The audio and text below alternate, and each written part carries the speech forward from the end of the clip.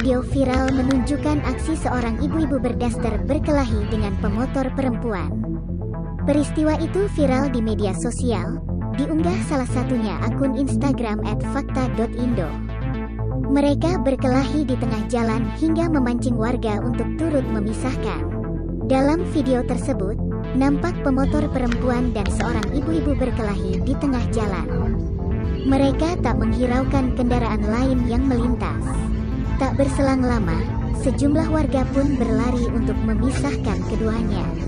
Sampai pada akhirnya, mereka pun tak berkelahir dan si ibu-ibu berdaster memilih pergi meninggalkan lokasi kejadian.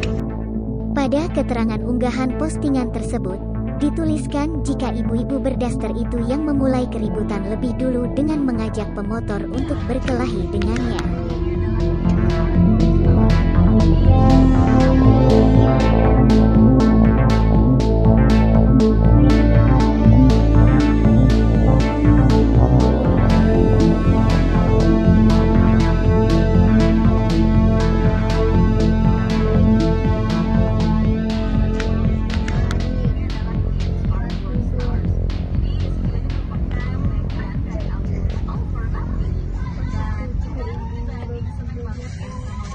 Terima kasih sudah nonton.